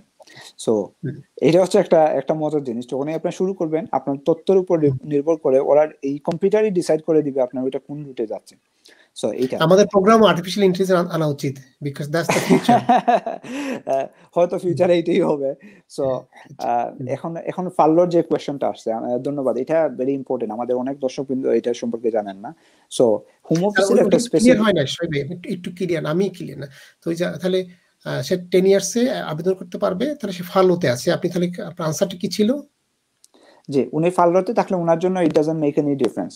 সো ওনারা কারণ উনি তো ইভেন্চুয়ালি 10 ইয়ার্স হইলে উনি 7 ইয়ার্স অলরেডি হয়ে গেছে, উনি যদি এখন 5 ইয়ার্স রুটে সুইচিং করে সেম জিনিস ওনার জন্য 10 ইয়ার্স কমপ্লিট হয়ে যাবে যখনই উনি কোনো এক্সট্রা অ্যাডভান্টেজ পাবেন না। সো ফাল্লোতে যেহেতু এখানে উনি অ্যাপ্লিকেশন করতে পারবেন 10 ইয়ার্স রুটে, এটা কোনো it will not make any difference. But ওনার যদি ফাল্লোতে থাকেন, তারা ফাল্লোতে আপনার সবচেয়ে মজার জিনিস হচ্ছে ফাল্লোতে উনার ইনকাম যেটা আছে, কেউ যদি ধরেন আপনার প্রথমে ফাল্লোর দিকে ছিল 80%, এখন হচ্ছে 60% ওরা ফাল্লোতে গভর্নমেন্ট থেকে। যদি কেউ 60% পান বা 80% পেয়েছিলেন অতীতে, ওনাদেরকে তারা ধরে নিবে অ্যাজ ইফ ওনারা 100% পাচ্ছেন। সো যারা এই ফাল্লোতে আছেন ওনারা ওই বেসিসে অ্যাপ্লিকেশন করতে পারবেন। ওনারা যদি ওই দেখাতে হবে যে ওনার যদি 100% স্যালারি পাতেন, 100%-এ উনি 18,600 থ্রেশহোল্ড মিট করতে পারবেন কিনা। যদি থ্রেশহোল্ড মিট করতে পারেন ওনারা এইটাতে অ্যাপ্লিকেশন করতে পারবেন, এই ক্ষেত্রে কোনো অসুবিধা নেই। এটা হোম অফিসের একটা স্পেসিফিক গাইডেন্স আছে কোভিড-19 এর উপর। এই স্পেসিফিক গাইডেন্সের মুদ্রা কথা হচ্ছে আপনার 31 মে এর আগে যারাই ফাল্লো পাবেন বা ফাল্লোর ফলে যে আপনার ইনকামের যে গ্যাপটা হবে, ওরা ধরে নিবে যে আপনি 100% ইনকাম পাচ্ছেন। সো আপনার 100% স্যালারি যদি ক্যালকুলেট করে দেখা যায় ইয়ারলি আপনার 18,600 আছে, তাহলে আপনার রুল ফিল করতেছেন। এখন এখানে একটু সিমিলার একটু কোশ্চেন আছে। ধরেন তার এমনি স্যালারিতেই 18,600 হচ্ছে না এবং তারপর সে ফালোতে আছে, সেক্ষেত্রে তো আসলে একটা মানে কঠিন পরিস্থিতি। সেক্ষেত্রে তো ধরেন সেই ক্ষেত্রে উনি পারবেন না, সেক্ষেত্রে উনি পারবেন না, কারণ এখানে বলা হয়েছে দেখেন এখন আমার ইনকাম হচ্ছে ফর এক্সাম্পল 70,000 সামথিং, এখন আমি ফাল্লোতে গিয়ে আমি 60% বা 80% পেয়েছিলাম, রাইট? আমার যদি 100% ধরে নেওয়া হয় তাও আমার ওভারঅল আপনার ইয়ারলি ইনকাম হবে 70,000 সামথিং। সো আমি 18,600 থ্রেশহোল্ডটা মিট করতে পারতেছি না। যখনই আমি 18,600 থ্রেশহোল্ড মিট করতে পারবো না, তাহলে আপনি ওই যে আপনার কোভিড-19 এর যে আপনার এক্সেপশনাল যে গাইডেন্স যেটা দিছে ওই গাইডেন্স আমি রিলাই করতে পারবো না, যেহেতু আমার ইনকামটাই 18,600 ছিল না। সো এখানে মেইন কোয়েশ্চন হচ্ছে যে আমি 80% পাচ্ছি, 80% যদি আমাকে 100% ওরা হোম অফিস ধরবে, 100% কে আমি যদি ক্যালকুলেশনে নেই টাইমস 12, এটা আমার 18,600 আসবে কিনা। যদি এটা 18,600-তে না আসে তাহলে আমি ওইটাতে রিলাই করতে পারবো না। এখন তার জন্য অপশন কি খোলা আছে? না, উনি তখন আপনার ওই আগে যেটা বললাম উনি 10 ইয়ার্স রুটে FLRFP-তে অ্যাপ্লিকেশন করতে হবে, এইটা বলে যে উনার ইনকাম নাই। হয়তো উনি এখানে আরেকটা জিনিস উনি অ্যাড করতে পারেন, ওইটা হয়তো হোম অফিস তারা যখন কনসিডার করবে হয়তো একটু লিডিং কনসিডার করবে যে কোভিড-19 এর জন্য আমি কোনো নতুন করে জব পাচ্ছি না, আমার যেটা জব আছে আমি আরেকটা পার্ট টাইম জব হইলে আমি 18,600 পারতাম, কিন্তু due to covid pandemic I am not having any offer from any employer. So এটা হয়তো আমি রিলাই করতে পারি, but it not gonna make any difference. আজকে এর সাথে যেহেতু আপনি ফালোর ব্যাপারটা তুলে আনছেন, শর্ট করে যদি একটু যারা সেলফ এমপ্লয়েড আছেন তাদের ক্ষেত্রে যদি এই ৮৬০০ সেটা হয়তোবা যদি আমি যদি এন্টি ক্লিয়ারেন্স হয় বা এখানে এক্সটেনশনও হয়, সেক্ষেত্রে যারা পারছেন না তাদের ক্ষেত্রে কি করা যায় যদি একটু, এমন আমাদের অনেক ভাইরা কিন্তু আছেন, যদি প্লিজ একটু বলেন। সো হোম অফিসের যে গাইডেন্স আছে আপনার কোভিড-19 এর উপর, এই গাইডেন্স স্পেসিফিকলি কিছু জিনিস বলছে ওরা। যদি কেউ সেলফ এমপ্লয়েড হন এবং ওনার মানে ইনকামটা কমে যায় ডিউ টু কোভিড-19 প্যান্ডেমিক, তাহলে ওইটা ডিসরিগার্ড করবে, বা এখানে ডেডলাইন হচ্ছে 31st অফ মে এর আগে ওইটা কমপ্লিটলি ডিসরিগার্ড করবে। এক্ষেত্রে ওনাদের যেটা করতে হবে, এটা হচ্ছে ওনাদের আগের ফাইন্যান্সিয়াল ইয়ারের, ফর এক্সাম্পল এখন যে আপনার ইয়ার চলতেছে আপনার এপ্রিল 2022 এপ্রিল 2021, এই ইয়ারে যদি ওনার কোনো ইনকাম লস অফ ইনকাম হয়, তাহলে উনি এর আগের ফাইন্যান্সিয়াল ইয়ারে উনি রিলাই করতে পারবেন। আগের ফাইন্যান্সিয়াল ইয়ারটা হচ্ছে 2019-2020। সো 2019-2020 ফাইন্যান্সিয়াল ইয়ারে ওনার যদি 18,400 ইনকাম থাকে ওনার সেলফ এমপ্লয়মেন্ট থেকে, তাহলে উনি ওইটাতে রিলাই করতে পারবেন, উনি এন্টি ক্লিয়ারেন্স অ্যাপ্লিকেশন করতে পারবেন, এখানে এক্সটেনশন অ্যাপ্লিকেশন করতে পারবেন। সো ওনাদের কোনো বইয়ের কোনো কারণ নাই। ওকে, আমরা তাহলে মোটামুটি আজকের টপিকের মোটামুটি কনক্লুশনে আসছি। সাহেব ভাই, তো আপনি এমন কি কোনো পয়েন্ট আছে যেটা আমি মিস করেছি, যে বা কোনো গুরুত্বপূর্ণ বিষয় হয়তো আপনি এখন মনে করতে পারছেন যে হয়তোবা জানা দরকার, যদি একটু বলতেন, তারপরে আমরা প্রশ্নে চলে যাব। এবং আমাদের নম্বর, দর্শক বন্ধুরা, আমাদের নম্বরটি আমাদের স্ক্রিনের উপরে দেওয়া আছে, আপনি একটু পরেই কল করতে পারবেন। এবং আমরা অলরেডি অনেক বন্ধুদের কমেন্ট সেকশনে অনেক প্রশ্ন পেয়েছি, সেটি আমরা শুরু করব একটু পরেই। জি সাহেব, আপনি যদি কিছু অ্যাড করতে চান। আরেকটা জিনিস হচ্ছে মনিরুজ্জামান ভাই, ওনারা অত ফি ওয়েভারের অ্যাপ্লিকেশন করতে পারবেন যারা 10 ইয়ার্স রুটে আছেন। জি, সো ফি ওয়েভারের অ্যাপ্লিকেশনে ওনারা যেটা হয়, ওনারা দেখাতে হবে যে ওনাদের আর্থিক অবস্থা ভালো না, ওনারা ফি দিতে পারবেন না। ফি দিলে এখানে 3টা পয়েন্ট, একটা হচ্ছে ওনারা আর্থিক অবস্থা ভালো না, ফি দিতে পারবেন না, ফি দিলে ওনারা ডেস্টিটিউট হয়ে যাবেন। একটু থামাই, আমি সরি, আমি প্রশ্নটি আমি করতে চেয়েছিলাম, বাট হয়তো আমি ভুলে গেছি। হ্যাঁ, তো ধন্যবাদ আপনাকে মনে করার জন্য। আসলে আমি একটু দর্শক বন্ধুদের, আপনি বলবেন বা দর্শক বন্ধুদের জন্য প্রশ্ন যদি করি, সেটা আপনি আনসার দিলে জিনিসটা তাদের জন্য ক্লিয়ার হয়। তো আসলে পরিস্থিতি এমন যে তার 18,600 নাই, অবশ্যই খুবই খারাপ অবস্থা। এর সাথে তো সে রিকোয়ারমেন্ট ফুলফিল করতে পারছে না, সে ফালোতে আছে, তার ইনকাম, সে হয়তো 24 ঘন্টা জব করে, সেখান থেকে সে এখন ফালোতে ওইটার 80% পাচ্ছে, সেটা আরো কম। তো এখন তার এক্সটেনশন আসছে, এখন সে পরিস্থিতি আসলেই খারাপ, সেকেন্ড জব পাচ্ছে না। তো এই ক্ষেত্রে যে আপনি যে ফ্রি ওয়েবারটা আবেদন করা যাবে কিনা এবং কিভাবে করা যাবে এবং কি কি জিনিস কনসিডার করতে হবে, এটা খুবই গুরুত্বপূর্ণ আমার কাছে মনে হয়, একটু যদি বলতেন প্লিজ। না, ফি ওয়েভার এটা হোম অফিসের একটা পলিসি। সো যখনই আপনার কারোর ফাইন্যান্সিয়াল সিচুয়েশন এরকম যে উনি অ্যাপ্লিকেশনের ফি বা আইএইচএস ফি যেটা ওইটা দিতে পারবেন না, তখনই উনি ফি ওয়েভারের অ্যাপ্লিকেশন করতে পারবেন। সো এখানে 3টা জিনিস, 5 ইয়ার্স রুটে যারা আছেন কিন্তু ওনারা করতে পারবেন না, ওনারা যদি ফি ওয়েভার করেন তাদের অ্যাপ্লিকেশনটা 10 ইয়ার্স রুটে চলে আসবে। সো ওনারা করতে পারবেন না, অনলি যারা 10 ইয়ার্স রুটে আছেন ওনারা করতে পারবেন। সো 5 ইয়ার আপনার ফি ওয়েভার অ্যাপ্লিকেশনের মেইন ফান্ডামেন্টাল জিনিসটা হচ্ছে 3টা জিনিস এখানে। একটা হচ্ছে ওনাদের কাছে টাকা আছে, কিন্তু ওই টাকাটা দিয়ে দিলে ওনাদের বেসিক নিডসটা ফুলফিল করতে পারবে না, ওনারা ডেস্টিটিউশনে পড়ে যাবেন। এটা হচ্ছে 1। সেকেন্ড হচ্ছে ওনারা অলরেডি ওনাদের কাছে আপনার টাকা নাই, বাট ওনারা যদি এটা ম্যানেজ করতে যান তাহলে ওনারা হোমলেস হয়ে যাবেন, রেন্ট দিতে পারবেন না, এরকম।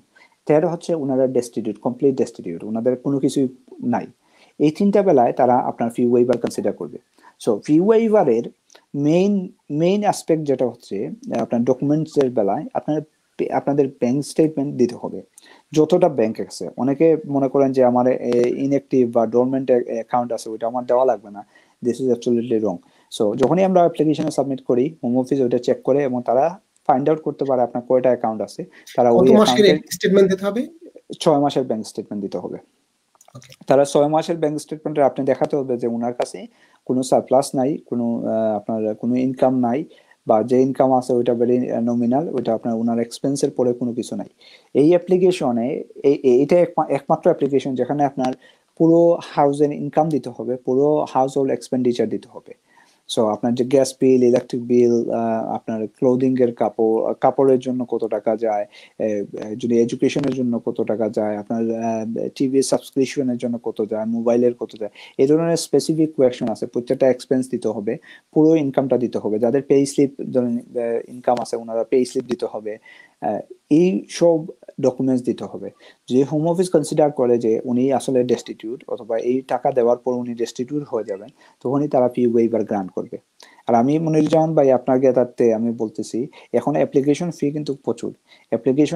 জাস্ট অ্যাপ্লিকেশন ফিটাই হচ্ছে £1052 প্লাস হচ্ছে আপনার immigration health surcharge which is £1560। জি, মানে 3000 পাউন্ড লেগে যায় মানে জি, একজনের 2600 এর মতো লেগে যায়। তারপরে আরেকটা জিনিস আছে, সফটওয়্যার স্টেরিও। এই যে আপনি হয়তো জানেন যে হোম অফিসের এখন আর ওই ফিঙ্গারপ্রিন্টের জন্য পোস্ট অফিসে যেতে হয় না, তাদের হোম অফিসে একটা থার্ড পার্টি এজেন্ট আছে যাদেরকে সফটওয়্যার স্টেরিও বলে। ওই জায়গায় আপনি অ্যাপয়েন্টমেন্ট নিয়ে ফিঙ্গারপ্রিন্ট দিতে হয়, আপনার ফটো দিতে হয়, ফটোগ্রাফ ওরা তুলে আপনার সিগনেচার দিতে হয়। ওইখানে অনেক সময় আপনার স্ক্যানিং সার্ভিস আছে। সো কেউ যদি নিজে স্ক্যান না করতে পারেন, ওই জায়গায় স্ক্যানিং সার্ভিস ইউজ করলে 49.99 দিতে হয়। আর এই অ্যাপয়েন্টমেন্টের স্লট যেটা, এটা খুবই আনফেয়ার। এই অ্যাপয়েন্টমেন্টের স্লট আপনার একেবারে ওরা বলে 0 থেকে শুরু হয়। সত্যিকার অর্থে কোনো, এখন পর্যন্ত আমি প্রথম দিকে 2-1টা ফ্রি পাইছিলাম, এখনো কোনো ফ্রি অ্যাপয়েন্টমেন্ট নাই। যেগুলাই আছে আপনার আইদার আপনার £70 থেকে শুরু হয়, একবারে 199, 250 পর্যন্ত আছে। ওইটা সো ইটস এ দিয়ে ভেরি আপনি, কমপ্লেক্স সিচুয়েশন। জি জি, দিয়ে জি আপনি অ্যাপয়েন্টমেন্ট নিতে হয়। এটা মানে আমাদের ক্লায়েন্টের জন্য ভেরি আনফেয়ার। আর এটা কি বলবো, এটা একটা আর্থিক ভাবে আমাদের ক্লায়েন্টরা অনেক সমস্যার সম্মুখীন হন এই এডিশনাল কস্ট যেটা। আগে আপনি হয়তো জানেন আমরা £19.20 দিয়ে আমরা ফিঙ্গারপ্রিন্ট দিতাম আপনার পোস্ট অফিসে গিয়ে, আমাদের জি ক্লায়েন্টরা দিতেন। এই ক্ষেত্রে আর কোনো এডিশনাল ফি, কিন্তু এই £19.20 ওরা নিতেছে, প্লাস অ্যাপয়েন্টমেন্টের জন্য আরেকটা টাকা নিয়ে নিচ্ছে আর কি। সো যারাই ফি ওয়েভার করবেন এই ক্ষেত্রে ওনারা হয়তো এটা থেকেও মুক্তি পেতে পারেন। ওরা আপনার ওকে। অ্যাপয়েন্টমেন্টের স্লট আছে, আপনার টেলিফোন করে অ্যাপয়েন্টমেন্ট নিতে হয় এই বেলায় যারা ফি ওয়েভার গ্রান্ট হয়। আর যখনই টেলিফোন করে নিবেন তখন আর আপনার ওই অ্যাপয়েন্টমেন্টের ফি দিতে হয় না। আপনি শুধু স্ক্যান করে ডকুমেন্টস আপলোড করতে পারেন অথবা পোস্টে ডকুমেন্টস পাঠিয়ে দিতে পারেন হোম অফিসকে। তবে এখানে একটা যদি ফ্রি ওয়েবার যদি আমরা বলতে চাই, যেটা হলো এন্ট্রি ক্লিয়ারেন্সের জন্য না, এটা যারা ইউকে তে অলরেডি আছেন জি, তাদের জন্য ফি ওয়েবার, অর্থাৎ আপনাদের ফিটা দিতে হবে না। সেই মর্মে আপনারা হোম অফিসকে একটি আবেদন করতে পারেন যে আমার আর্থিক অবস্থা খারাপ, আমার ৮৬০০ আমি ফুলফিল করতে পারছি না, এর সাথে সাথে আমার আর্থিক অবস্থা আরো খারাপ। আমি যদি এই আবেদন যদি আমি যে এই যে ফ্যামিলি বা মানবিক দিক থেকেও যদি এক্সেপশনাল সার্কামস্টান্সেস গ্রাউন্ডেও যদি আবেদন করি, সেখানে যে আমার টাকাটা লাগবে সেটা প্রায় ৩০০০ পাউন্ডের মতো, যেটা সাহেব বলে যে ২৬০০ মতো। সেটা আমার জন্য কঠিন। সেক্ষেত্রে আপনারা আবেদন করতে পারেন যে আমার এই টাকা দেওয়ারও ক্ষমতা নাই। সো আপনারা সেটা কনসিডার করেন। তো সাহেব, এটার হাউ লাইকলি, যদি সত্যি সিচুয়েশন আসলে তার আর্থিক অবস্থা খারাপ হয়, হাউ লাইকলি, কতটুকু সম্ভাবনা আছে এই ওয়েভারটা না পাওয়ার, এবং কতদিন আগে, কিছু সংক্ষিপ্ত করে একটু বলেন প্লিজ। না, ফি ওয়েভার গুলা আপনার খুবই আপনার যাদের জেনুইন সিচুয়েশন তাদের অবশ্যই সাকসেসফুল হবে। জেনুইন সিচুয়েশনের যদি কেউ তাকে অবশ্যই সাকসেসফুল হবে, most of the case successful হয়। এখন ওকে, আমাদের অনেক ধন্যবাদ। সময় দেখা যায় যে আপনার আমরা বলি আমাদের ইনকাম নাই, বাট দেখা যায় ব্যাংকে অনেক ট্রানজাকশন আছে। সো হুম। হোম অফিস কিন্তু আপনার ওই ব্যাংকের স্টেটমেন্ট থেকে ওনারা সব পিকচারটা পেয়ে যায়। সো অনেক, ডিটেক্ট করতে। হ্যাঁ, অনেকেই মনে করেন যে আমার ইনকাম নাই, আমি হুম। বলি যে আমার ইনকাম নাই, বাট ব্যাংকে গিয়ে দেখে অনেক ট্রানজাকশন হয়েছে ওই জায়গায় £2000 ফর এক্সাম্পল, £2000 ইন হয়েছে। সো তারা হুম। ওইটা নিয়ে আপনার একটু চিন্তা করে যে ওর জন্য ইনকাম না থাকে এই টাকাটা কোন থেকে আসলো। সো এই টাকাগুলার প্রত্যেকটা টাকার এক্সপ্লেনেশন দিতে হয়। যদি কেউ দিয়ে থাকে তার কাছ থেকে লেটার নিতে হবে এটা লোন, অথবা কেউ আপনার এটা ইয়ে করছে আপনার এজ এ গিফট হিসাবে দিছে, অথবা কেউ আপনার সাপোর্ট হিসাবে দিতেছে। সো এইগুলার প্রত্যেকটার এক্সপ্লেনেশন দিতে হয় প্রত্যেকটা ব্যাংকে। যদি এরকম সবাই এক্সপ্লেনেশন দিয়ে দেয় তাহলে most of the time application হয়। আমি অনেক করছি এবং মোস্ট অফ দেম সাকসেসফুল। যেগুলা অনেক সাকসেসফুল ধন্যবাদ। হবে না আমরাই বলতে পারি যে ওগুলা সাকসেসফুল হওয়ার সম্ভাবনা কম। তবে একটা জিনিস, যারা প্রথমবার অ্যাপ্লিকেশন করেন হুম, হুম। সুইচিং বেলায়, অথবা প্রথমবার আপনার অ্যাপ্লিকেশন করতেছেন ওই ক্যাটাগরিতে ঢুকার জন্য, স্পারসুটে বা হিউম্যান রাইটস এ ঢুকতে, অনেক ক্ষেত্রে তারা ইস্যুস করে। এটার কারণ হচ্ছে আপনি যখনই অ্যাপ্লিকেশন করবেন তারা কনসিডার হুম, করবে এটা হিউম্যান রাইটস গ্রাউন্ডস কিনা।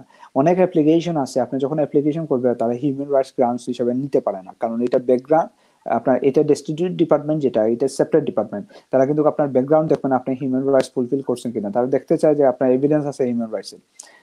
যখন যারা প্রথম অ্যাপ্লিকেশন করেন এই ক্ষেত্রে অনেক ক্ষেত্রে রিফিউজ হতে পারে, বাট এক্সটেনশনে যখন যাবেন তখন অলরেডি আপনার হিউম্যান রাইটসটা এস্টাবলিশ, মুভিজ কিন্তু আপনার in some extent they found that you have human rights. So ধন্যবাদ সাহেব, আমরা একটু শর্ট করি কারণ আমাদের প্রায় 40 মিনিটের মতো হয়ে গেছে। আমাদের অনেক বন্ধুরা অনেক প্রশ্ন করেছেন, আমরা আসলে সেটাই যাই। তাহলে আপনি তাহলে আমরা একটু ক্লোজ করি আমাদের আজকের টপিক। ধন্যবাদ সাহেব। তো আসলে প্রথমে কিছু কৃতজ্ঞতা প্রকাশ করি, আমাদের অনেক কয়েকজন ভাই আমাদেরকে কিছু কথা বলেছেন তার জন্য। সেটি হচ্ছে পলাশ ভাই, উনি বলছেন যে মনিরুজ্জামান ভাই এবং শাফি ভাই আপনাদের অনেক ধন্যবাদ, তারা উপকৃত হচ্ছেন এবং হৃদয় নিংড়ানো ভালোবাসা দিয়েছেন। আপনাদেরকেও অনেক অনেক ধন্যবাদ এবং আপনাদের এই সাপোর্টের জন্যই কিন্তু আমরা এটা চালিয়ে যেতে পেরেছি বা চালিয়ে যাব। জি সাহেব, আপনার কোনো কমেন্ট থাকলে একটু বলুন। জি, ধন্যবাদ পিয়াস ভাই আপনার কমেন্টের জন্য। আর সত্যিকার অর্থে এই কমেন্টগুলো কিন্তু আমাদেরকে উৎসাহিত করে। আমরা চেষ্টা করব ভবিষ্যতে আরো ভালো বিষয় নিয়ে উপস্থাপন করার। দেব দাদা উনিও ধন্যবাদ জানিয়েছেন এবং জিজ্ঞেস করে সাহেব আপনি ভালো আছেন কিনা। জি তমল ভাই, ধন্যবাদ আপনাকে। তমল ভাই আমাদের কিন্তু প্রতিদিনই আমাদের প্রোগ্রাম দেখেন, ধন্যবাদ আপনাকে। জি সাহেব, তো আমাদের অনেক বন্ধুরা তাদের প্রশ্ন করে ওয়েট করছেন, আমরা সেই প্রশ্নগুলো চলে যাই। আচ্ছা, রিপন হাসান বলছেন যারা নতুন ইউ পাসপোর্ট পাবে তাদের কি ইউকেতে সব সুবিধা পাবে? যারা নতুন ইউ পাসপোর্ট পাবে তাদের কি ইউকেতে সব সুবিধা পাবে? সাহেব মানে আপনি কি বুঝছেন? না, কোয়েশ্চনটা একটু বেগ। কোয়েশ্চন হচ্ছে এখানে দুইটা ফ্যাক্টরস। অনেক ইউরোপিয়ান নাগরিক আছেন, নন ইউরোপিয়ান নাগরিক আছেন, ইউকেতে আছেন, ওনাদের ইউকেতে আসার পরে ইউরোপিয়ান পাসপোর্ট পাচ্ছেন। তো এই ক্ষেত্রে যদি ওনারা এই সিচুয়েশন হয়, ওনারা এটা উপকৃত পাবেন। বর্তমানে হয়তো ওনারা নন ইউ থাকা অবস্থায় কোনো স্পাউস নিয়ে আসতে পারবেন না, বাট ওনারা যদি ইউরোপিয়ান নাগরিক হন তাহলে স্পাউস নিয়ে আসতে পারবেন, তখন 18,400 দেখাতে হবে। এটা হচ্ছে ওয়ান। আর সেকেন্ড সিচুয়েশন হচ্ছে যদি আপনি ইউরোপিয়ান কান্ট্রিতে থাকেন আর ইউরোপিয়ান নাগরিকত্ব পান বা ইউরোপিয়ান পাসপোর্ট পান, এই বেলায় কিন্তু আপনি কোনো সুযোগ পাবেন না এখন আগের মতো। আপনাকে যদি এদেশে আসতে হয় তাহলে আপনি ওয়ার্ক পারমিট নিয়ে আসতে পারেন, আপনি আপনার স্টুডেন্ট ভিসা নিয়ে আসতে পারেন, এই বা বিজনেস ভিসা নিয়ে আসতে পারেন। আপনি ওই রুটে আসতে হবে আপনাকে। ধন্যবাদ সাহেব। রিপোর্ট ভাই, আশা করি আপনি আপনার উত্তর পেয়েছেন। আমি পরবর্তী প্রশ্নে যাই, কিন্তু প্রশ্ন যখন আমি স্ক্রিনে দেখাবো সাহেব আপনি হয়তো বা ঢেকে যাবেন, একটু বড় প্রশ্ন। আমি একটু দেখি, আমি সরিয়ে ফেলবো, বাট প্রশ্নটা এরকমের। আচ্ছা, আমি পড়ি সাহেব। হ্যাঁ, আসসালামু আলাইকুম।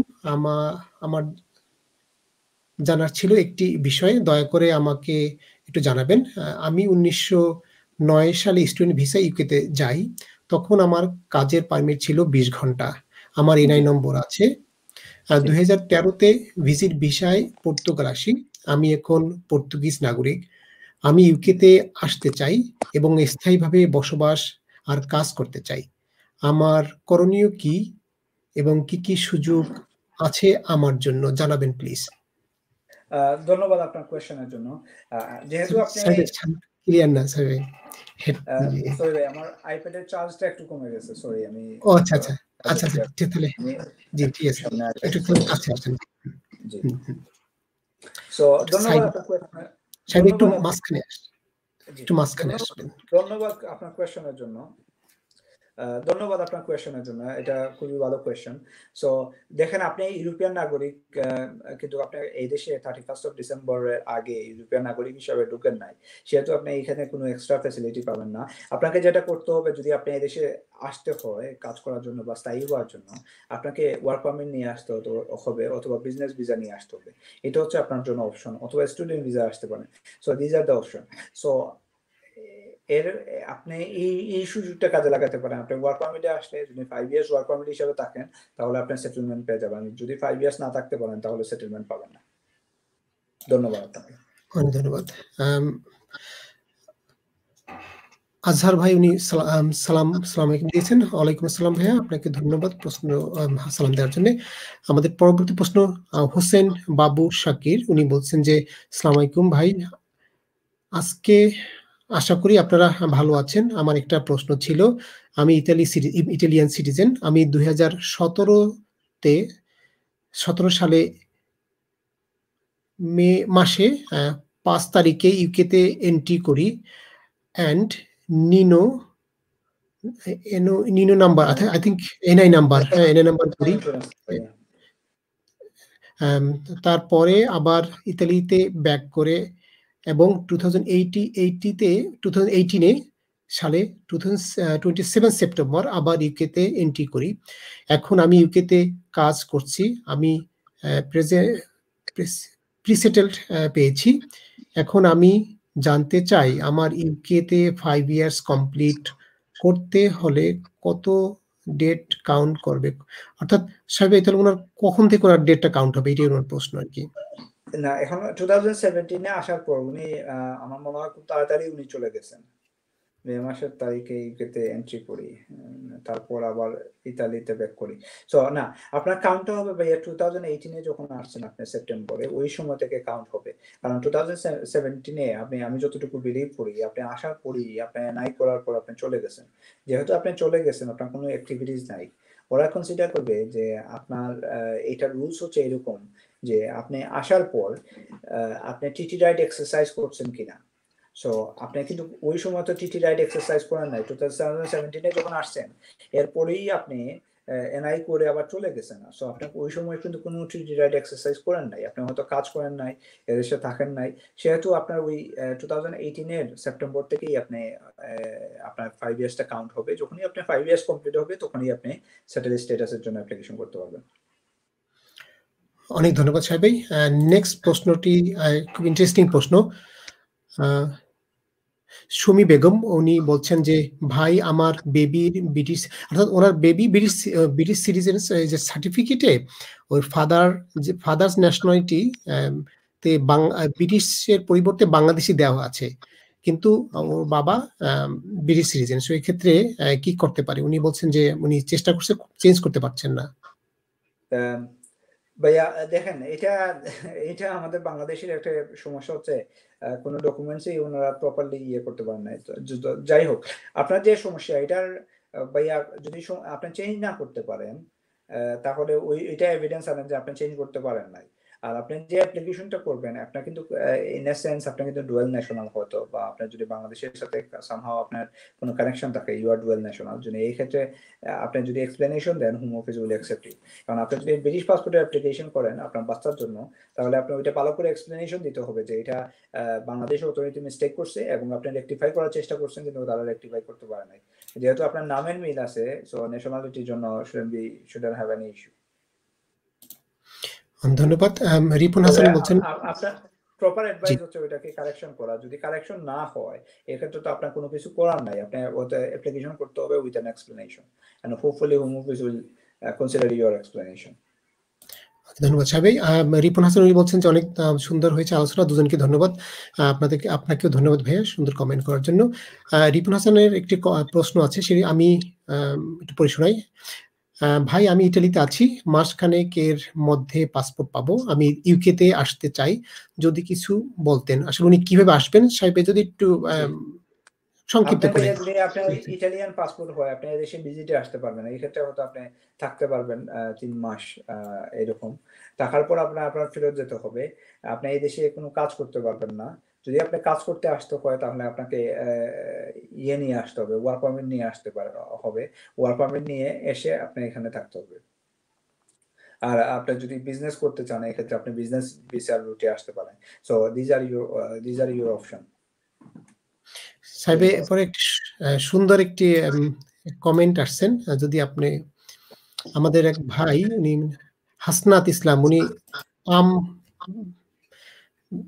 রাজশাহীর আম সাপ্লাই দেবেন, যদি উনি বলছেন যে জি কেমন আছেন। তো আসলে হাসান ভাই আসলে এটা আসলে আম বিক্রির জায়গা না, আসলে দুঃখিত যে আপনার প্রশ্ন আমরা সাহায্য করতে পারলাম না।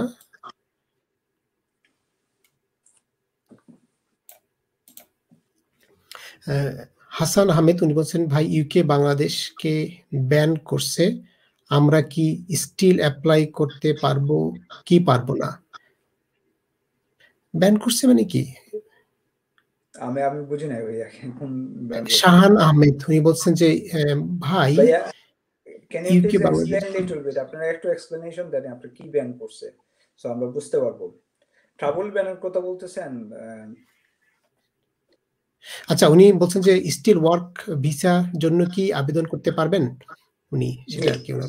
স্কিল ওয়ার্কার ভিসার জন্য আবেদন করতে পারবেন, বাট এখন পর্যন্ত এটা কোনো অ্যাক্টিভিটিস নাই, যেহেতু এখানের অর্থনীতি খুবই খারাপ। প্রত্যেকটা অর্গানাইজেশনই ফাল্লোতে আছে। তাদের ফাল্লো মানে হচ্ছে ভাইয়া ওনার কাছে এমপ্লয়ি আছে, কাজ নাই। সো উনি নতুন কোনো এমপ্লয়ার আনতে পারবেন না, যেহেতু ওনার কাছে এমপ্লয়ি আছে, কাজ ওনার এনাফ কাজ দিতে পারতেছেন না, সেহেতু নতুন এমপ্লয়ার উনি আনতে পারবেন না।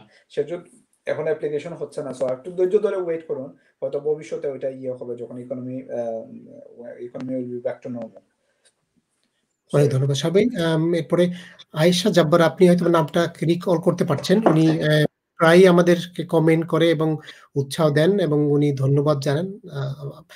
আয়েশা জাব্বার, আপনাকে অনেক ধন্যবাদ। উনি বলছেন যে অনেক ভালো লাগে আপনাদের প্রোগ্রামটা। আমি সব সময় দেখি আপনাদের প্রোগ্রাম। আপনাকে সত্যি সত্যি অনেক ধন্যবাদ এবং আমরা জানি যে আপনার নামটা আমরা চিনি। সাহেব, আপনি যদি কিছু বলতে চান প্লিজ। জি, থ্যাংক ইউ আশা আপা, থ্যাংক ইউ আপনার কমেন্টের জন্য। আপনাদের এই কমেন্টগুলো কিন্তু আমাদেরকে উৎসাহিত করে। হয়তো আপনার কাছে মনে হতে পারে যে এই কমেন্টগুলো আমরা জাস্ট করতেছেন, আমরা হয়তো আমরা কিন্তু আমরা সত্যিকার অর্থে আমি মনিরুজ্জামান ভাইয়ের সাথে আলোচনা অনেক সময় আলাপ করি যে এই কমেন্টগুলো আমাদেরকে উৎসাহিত করে আর একটু ভালো করার জন্য, ভালো ইনফরমেশন দেওয়ার জন্য। তো ধন্যবাদ আপনাদের কমেন্টের জন্য। আশা করি আমাদের সাথে থাকবেন সবসময়। ধন্যবাদ সাহেব। এরপরে একটি প্রশ্ন আছে বুরহান আল আহমেদ, উনি বলছেন বুরহান আল মাহমুদ, উনি বলছেন আসসালামু আলাইকুম। ওয়ালাইকুম আসসালাম brother, after 2 years post study work permit in student visa, how can I switch in permanent work permit visa? Okay. Thank you, Burhan Bhai. Thank you for your question. So after post-study work, you can get a sponsor who can sponsor you, and you can start working as a skilled worker. So you have to find a sponsor who has a license to sponsor you as an employee under skilled worker route. So once you get a sponsor, you can switch into that category. So you have to complete your graduation or post-graduation in order to obtain your post-study work. And after having your post-study work, you can find an employer and you can switch into a skilled worker route. And after completing your 5 years as a skilled worker, you can make an application for settlement. সাহেব, thank you. আমি পরবর্তী প্রশ্নে যাই। আসলে ওই সুমি বেগম, ওনার একটা প্রশ্ন ছিল উপরে, আমি যাব। উনি বলছেন যে ভাই এক্সপ্লেনেশনটা কিভাবে করবে ভালো। আচ্ছা, উনি একটা এক্সাম্পল হয়তো এক্সাম্পল দিয়ে বললে ভালো হয়। ওনার প্রশ্ন দেখি একটু আমি। সুমি বেগম,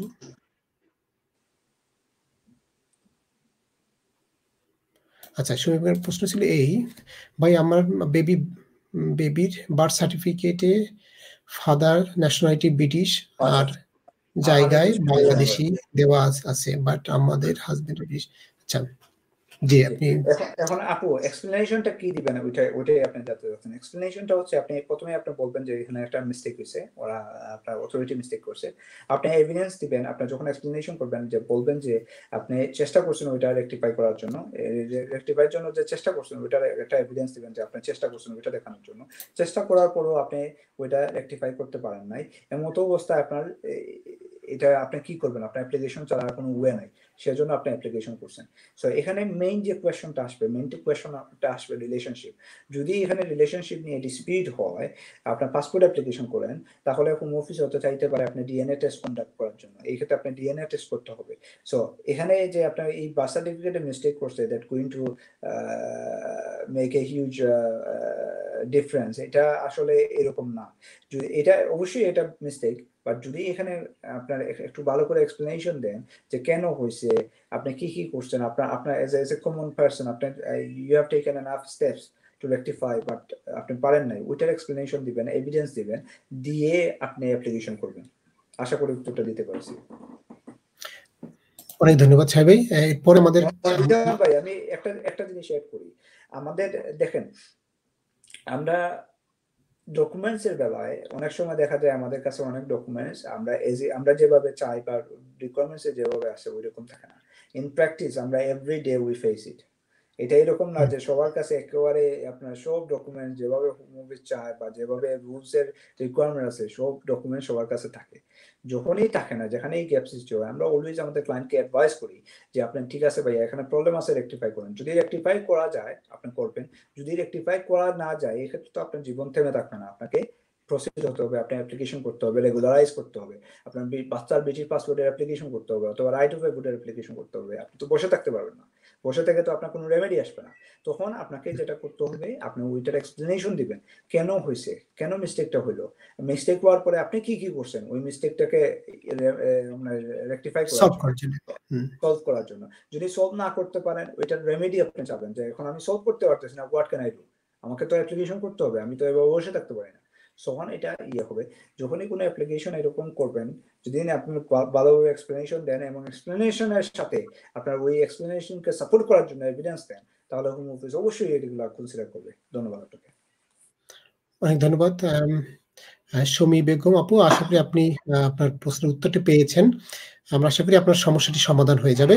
সোহেল ভাই, আমি ইনবক্সে 2টি প্রশ্ন পেয়েছি, আমি একটু যদি কাইন্ডলি বলি। সেটি হচ্ছে মানে আপনি I am an EU national, can I sponsor my daughter and her family, they are financially dependent on me. আসলে একজন ইউরোপিয়ান সিটিজেন, এখানে সে প্রি সেটেলমেন্ট বা সেটেলমেন্ট ভিসা আছেন, তার মেয়ে বাংলাদেশে আছেন এবং তারা তার ফ্যামিলি, তার মেয়ের ফ্যামিলি আছে, হাজবেন্ড আছে, হয়তো বাচ্চাও আছে, তো এবং তারা তার উপরে ফিনান্সিয়ালি ডিপেন্ডেন্ট। এই 30 জুনের আগে কি তাদের জন্য এই বাবা যে ইউকেতে আছেন সে কি আবেদন করতে পারবে কিনা? Of course, Bhaiya. I think the question was in English. Shall I give in English? না, বাংলাই বলেন, বাংলায় হয়তো কারণ যেহেতু ইউরোপিয়ান অনেকে হয়তো উপকৃত হবেন যদি। ওকে, ধন্যবাদ ভাই। আপনি যেটা করতে পারেন, ইয়েস, আপনার মেয়ে যদি আপনার উপর ডিপেন্ডেন্ট হন অবশ্যই আপনি অ্যাপ্লিকেশন করতে পারবেন, এবং আপনার গ্র্যান্ডচিলড্রেন যারা আছেন ওনারা অ্যাপ্লিকেশন করতে পারবেন, কিন্তু আপনার মেয়ে জামাই অ্যাপ্লিকেশন করতে পারবেন না। This is one of the big problem, because আপনার রুলস ওইটা কভার করে না। তো আমি যেটা মনে করি, আপনি আপনার মেয়ের জন্য আপনি অবশ্যই অ্যাপ্লিকেশন করেন, গ্র্যান্ডচিলড্রেনের জন্য অবশ্যই অ্যাপ্লিকেশন করেন। আর যদি পারেন আপনার মেয়ের জামাইয়ের জন্য অ্যাপ্লিকেশন করেন। জামাইটা যদি রিফিউজ করে এবং অ্যাপিল রাইট দেয়, আর কোনো কারণে আপনার মেয়ে এবং আপনার আপনার গ্র্যান্ডচিলড্রেনের যদি ভিসা হয়ে যায়, তাহলে ওটা অ্যাপিলে গেলে যারা হয়তো ওটা কনসিডার করবে, অথবা একটু কষ্ট করে, এটা কিন্তু রুলসে নাই, রুলসে স্পেসিফিকলি নাই, বাট আপনারা যদি একটু কষ্ট করে ওইটাকে আপার ট্রাইব্যুনাল পর্যন্ত নিতে পারেন বা কোর্ট অফ আপিল পর্যন্ত দিতে পারেন, হয়তো বা একটা পজিটিভ আউটকাম আসতে পারে। কারণ এটা মনে রাখবেন, এটা ভাই, এটা রুলস কিন্তু ভেরি হার্শ। আপনি চিন্তা করে দেখেন, আমি আমার মেয়ের জন্য অ্যাপ্লিকেশন করতে পারবো, গ্র্যান্ডচিলড্রেনের জন্য অ্যাপ্লিকেশন করতে পারবো, কিন্তু মেয়ের জামার জন্য অ্যাপ্লিকেশন করতে পারবো না। সো ভাইয়া, রুলস হচ্ছে আপনি আপনার চিলড্রেনের জন্য অ্যাপ্লিকেশন করতে পারবেন, আপনার গ্র্যান্ডচিলড্রেনের জন্য অ্যাপ্লিকেশন করতে পারবেন যদি ডিপেন্ডেন্ট হয়, আপনার মায়ের জন্য অ্যাপ্লিকেশন করতে পারবেন, বাবার জন্য অ্যাপ্লিকেশন করতে পারবেন, শ্বশুর শাশুড়ির জন্য অ্যাপ্লিকেশন করতে পারবেন, কিন্তু অন্য কারোর জন্য অ্যাপ্লিকেশন করতে পারবেন না। সো আপনার ওই মেয়ের জামাই যিনি ওই ক্যাটাগরিতে না পড়েন না। সো এই ক্ষেত্রে আপনার মেয়ের জামাই অ্যাপ্লিকেশন হয়তো রিফিউজ করতে পারে। যদি রিফিউজ করে আর আপনার আল্লাহ দেয় আর আপনার মেয়ে এবং নাতি বা নাতনি যারা আছেন, গ্র্যান্ডচিলড্রেন আছেন, ওনাদের যদি ভিসা হয়ে যায় আর আপনার ওই মেয়ের জামাই যদি অ্যাপিল রাইট দেয়, হয়তো বা এটা প্রসপেক্ট হতে পারে অ্যাপিলে গেলে, যদি অ্যাপিলে প্রপারলি প্রেজেন্ট করা যায়। অনেক ধন্যবাদ সাহেব ভাই। এরপরে যে প্রশ্নটি সেটি হচ্ছে খুবই একটু ব্যতিক্রমী। একজন ইউরোপিয়ান ডিপেন্ডেন্ট, উনি ইউরোপিয়ান ফ্যামিলি মেম্বার হিসেবে ইউকেতে আসছেন। ওনার ভিসার মেয়াদ শেষ হবে জুনে। ওকে, এখন উনি ইজিপ্টে লেখাপড়া করেন, ওখানে পরীক্ষার জন্য সে ইজিপ্টে যেতে হবে, কিন্তু তার যে আবেদনটাই আচ্ছা এবং এর ভিতরে কিন্তু তার আবেদন করা আছে হোম অফিসে। তার যেহেতু জুনে তার ভিসা শেষ, এর আগেই তার আবেদন করতে হবে এবং তার পরীক্ষাটা ওই জুনের পরে, ধরেন জুলাইতে। এখন তার আবেদনটা যখন হোম অফিসে, তখন সে কিন্তু ইউকের বাইরে চলে যাচ্ছে। এখন ওনার যদি হয়ে যায়, কোয়েশ্চনটা একটু ডিফারেন্ট। আমি মনে করি ওনারা হয়তো এক্সপ্লেনেশন করতে হয়েছে। ওনারা যখনই আপনার কোনো ফ্যামিলি ডিপেন্ডেন্ট হিসেবে দেশে আসেন, যতটা ভিসা দেওয়া হয়েছে, ব্রেক্সিট যখনই উল্লেখ হয়, প্রত্যেকটা ভিসার কিন্তু লাস্ট ডেট হচ্ছে 31st of June। ইরেসপেক্টিভ যদি ধরেন উনি 5 ইয়ার্স পাওয়ার কথা, কিন্তু 31st of June পর্যন্ত দিছে। উনি যেটা করতে যাওয়ার আগে, আপনি ইজিপ্টে যাওয়ার আগে আপনি জাস্ট বায়োমেট্রিক রিপ্লেসমেন্টের জন্য অ্যাপ্লিকেশন করেন, ওরা বায়োমেট্রিক রিপ্লেসমেন্ট দিয়ে দিবে আপনাকে। ওইটাকে আপনি বায়োমেট্রিক রিপ্লেসমেন্ট ওই জায়গায় যদি আপনি একটু চেঞ্জ করেন বারবার, হয়তো ওরা কুইকলি দিয়ে দিবে। বাট আপনি বায়োমেট্রিক কার্ডটা নিয়ে যাওয়াটাই হচ্ছে আপনার জন্য শ্রেয়, কারণ আসতে আপনার জানালে হবে। আমি বিলিভ করি আপনি অলরেডি প্রি সেটেল স্ট্যাটাস পেয়ে গেছেন, এটা হচ্ছে বায়োমেট্রিক কার্ড নিয়ে আপনার ইস্যু। সো আপনার প্রি সেটেল স্ট্যাটাস পেয়ে গেলে আপনার বায়োমেট্রিক কার্ডের কোনো ইম্পর্টেন্স নাই, যে প্রি সেটেল স্ট্যাটাসকে ডিফাইন করে যে আপনার এখানে প্রি সেটেল স্ট্যাটাস আছে। আচ্ছা, তো ওনার প্রশ্ন হচ্ছে, ওনার যদি কাগজ এখানে আসে বাই দিস টাইমে, যখন উনি ইজিপ্টে থাকবেন, তখন এটা কি ডিএইচএল এ পাঠানো যাবে কিনা? মানে এই যে আপনি হয়তো উনি গেলেন, উনি এই যে বায়োমেট্রিক কার্ডটা ওনার আসলো না, এখন এটা কি ডিএইচএল এ পাঠালে উনি সেটা নিয়ে আসতে পারবেন? সমস্যা আছে কিনা? It's not right. আপনার কিছু ডকুমেন্টস আছে আপনার পোস্টে পাঠানো অনুচিত, যেমন পাসপোর্ট, বায়োমেট্রিক রেসিডেন্ট কার্ড, এগুলো আপনি পোস্টে দেওয়া তো আপনার it's not right, it's not right.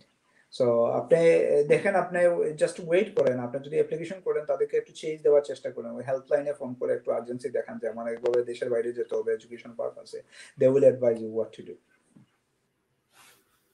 ওকে, ধন্যবাদ সাবি। আমাদের প্রায় সময় শেষ, আমি আর 1 মিনিট আপনার কাছে চেয়ে নেব। সেটি হচ্ছে ওই সুমি আপনি ধন্যবাদ জানিয়েছেন, উনি বলছেন যে থ্যাংক ইউ। আর আচ্ছা সাবি, আপনি জাস্ট ওনার কাছ থেকে একটু বিদায় নেন। ধন্যবাদ জানিয়েছেন। ধন্যবাদ সুমি আপু, থ্যাংক ইউ আপনার কমেন্টের জন্য।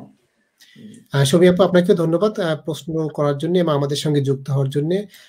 আপনার আশা করি আপনার সমস্যা খুব সমাধান হবে। সেলু আহমেদ উনি বলছেন, আসসালামু আলাইকুম ভাই, আমি প্রি সেটেলমেন্ট পেয়েছি, এখন আমি ইতালিতে আছি, আমার ওয়াইফও ইতালিতে ইতালিয়ান সিটিজেন, এখন আমার ওয়াইফ কি প্রি সেটেলমেন্টের অ্যাপ্লাই করতে পারবে? আর ইউকে আসতে কি ভিসা নিতে হবে? ওকে, ধন্যবাদ সেলু ভাই। এখানে দুইটা জিনিস, তারা আপনার ইউএসএস এর আন্ডারে, সেটেলমেন্ট স্কিমের আন্ডারে ফ্যামিলি পারমিটের অ্যাপ্লিকেশন করা যায়, আবার ইউ সেটেলমেন্ট স্কিমের প্রি সেটেলমেন্ট স্ট্যাটাসের জন্য অ্যাপ্লিকেশন করা যায়। সো ফ্যামিলি পারমিটের অ্যাপ্লিকেশন তারা অ্যাডভাইস করা যায় যারা নন ইউ সিটিজেন আছেন, আর যারা ইউ সিটিজেনের ফ্যামিলি মেম্বার আছেন, ইউ সিটিজেন, ওনারা প্রি সেটেল স্ট্যাটাসের অ্যাপ্লিকেশন করতে পারবেন এবং প্রি সেটেল স্ট্যাটাস নিয়ে আসতে পারবেন। সো আপনি প্রি সেটেল স্ট্যাটাসের অ্যাপ্লিকেশন করেন, এই ক্ষেত্রে আপনার যেটা হবে, এখানে আসার পর আর আপনার প্রি সেটেল স্ট্যাটাস করতে হবে না আপনার ওয়াইফের। সো আপনি প্রি সেটেল স্ট্যাটাস অ্যাপ্লিকেশন করে আপনারা জুনের আগেই করতে হবে, করে চলে আসেন দেশে। ধন্যবাদ আপনাকে। অনেক ধন্যবাদ সেলু আহমেদ, আপনাকে অনেক অনেক ধন্যবাদ প্রশ্ন করার জন্য। আসলে প্রশ্নটি মনে হয় এর মাধ্যমে, এই উত্তরের মাধ্যমে অনেকেই হয়তো উপকৃত হবেন। এটা আসলে খুব ভালো একটা সংবাদ, তাই না সাহেব ভাই? যে জি সেলু ভাই, আপনার সময় ওইটা আপনার এখানে ফ্যামিলি পারমিট অনলি, আপনার ওদের অ্যাডভাইস হচ্ছে ফ্যামিলি পারমিট করতে পারবেন যারা নন ইএ ফ্যামিলি মেম্বার আছে, আর আপনার প্রি সেটেল স্ট্যাটাস করতে পারবেন যারা ইএ ফ্যামিলি মেম্বারের, আপনার ইএ ন্যাশনালের ইএ ফ্যামিলি মেম্বার আছে। These are the difference, EA non EA family member. Okay, তো আসলে সামারি হলো ওনার জন্য, যে ওনার জন্য অপরচুনিটি এখনো আছে, 30 জুন আগেই করতে হবে। সেলু ভাই প্লিজ তাড়াতাড়ি করে ফেলেন, ডোন্ট ওয়েস্ট দিস অপরচুনিটি, কারণ আসলে অনেকেই কিন্তু ওই যে বলে না, হেলায় সুবর্ণ সুযোগ হারাবেন না, এরপরে কিন্তু 30 জনের পরে it will be very complex. So আপনার জন্য শুভকামনা রইল। লাস্ট রিপন ভাই, thank you so much both of you, and love love love. আপনাকে অনেক অনেক ভালোবাসা এবং অনেক অনেক ধন্যবাদ আমাদের উৎসাহ দেওয়ার জন্য। সাহেব ভাই, আমরা অনুষ্ঠানের একদম শেষ পর্যায়ে, আমরা এখনই প্যাক আপ করবো এই সপ্তাহের জন্য। ঈদের আগে আপনাদের মানে মাহে রমজানের আবারও শুভেচ্ছা জানাচ্ছি। সাহেব ভাই, কোনো বিদায়ী বার্তা বা কোনো বিদায়ী মেসেজ কি আমাদের বন্ধুদের জন্য আছে কিনা আপনার? ধন্যবাদ মনিরুজ্জামান ভাই। ধন্যবাদ আমাদের দর্শকবৃন্দ যারা আমাদের সাথে ছিলেন। আমরা চেষ্টা করছি আপনাদের প্রশ্নের উত্তর দেওয়ার। আর আলোচনাগুলা আমরা যতটুকু পারি কনস্ট্রাকটিভ করা, যাতে আপনারা সহজভাবে আপনাদেরকে বোঝাতে পারি আমরা কি বলতে চাচ্ছি বা রুলস কি বলতে চাচ্ছে। সো আমাদের এই প্রচেষ্টা অব্যাহত থাকবে। আপনারা উৎসাহিত করবেন আমাদেরকে অবশ্যই। আর আমাদের প্রোগ্রামটা আপনারা দেখেন এবং শেয়ার করেন যাতে অন্যরা দেখার সুযোগ পায়। ধন্যবাদ আপনাদেরকে। ভবিষ্যতে আমাদের সাথে থাকার আমন্ত্রণ জানিয়ে আমি বিদায় নিচ্ছি। আসসালামু আলাইকুম। ওয়ালাইকুম আসসালাম শাফি ভাই, আপনাকেও ধন্যবাদ এতক্ষণ অনেক অনেক প্রশ্নের উত্তর দেওয়ার জন্য। দর্শক বন্ধুরা, আমরা আজকে আলোচনা করলাম যে 18,600 পাউন্ড ইনকাম না থাকলে স্পাউস ভিসায় আবেদন করবেন যেভাবে, এবং এখানে আমরা অনেক গুরুত্বপূর্ণ ইনফরমেশন দিয়েছি। আমরা একটি খুবই কমপ্লেক্স এবং খারাপ সময় যাচ্ছি এই ইউকেতে সহ সারা পৃথিবীতে। এখন বর্তমানে অনেক আমাদের ভাই বন্ধুরা যাদের তাদের ডিপেন্ডেন্টদের জন্য আবেদন করতে হবে, তারা এই যে 18,600 ফুলফিল করতে গিয়ে অনেক হিমশিম খাচ্ছে। তাদের জন্য এটি একটি গুরুত্বপূর্ণ আলোচনা। যদি আপনাদের এই অনুষ্ঠানটি ভালো লাগে আপনারা শেয়ার করতে পারেন, এবং আমাদের পরবর্তী অনুষ্ঠান দেখতে চাইলে আমাদের চ্যানেলগুলোকে আপনারা সাবস্ক্রাইব করে রাখতে পারেন, এবং এখানে একটি বেল আইকন আছে, ওটা যদি আপনারা অন করে রাখেন তাহলে হয়তো আমাদের যে কোনো অনুষ্ঠান আমরা যখন করব সেটি আপনারা নোটিফিকেশন যাবে। তো সেটি আপনাদের জানিয়ে রাখলাম। এটা আপনাদের চয়েস অবভিয়াসলি, এবং আপনারা এতক্ষণ যারা ছিলেন এবং ভবিষ্যতে আমরা আমাদের অনুষ্ঠান যারা দেখবেন সবার প্রতি অনেক অনেক কৃতজ্ঞতা, ভালোবাসা এবং ধন্যবাদ জানিয়ে এবং আগামী অনুষ্ঠান দেখার আমন্ত্রণ জানিয়ে আজকের মতো এখানেই বিদায় নিচ্ছি। শুভরাত্রি, ভালো থাকবেন সবাই, আল্লাহ হাফেজ।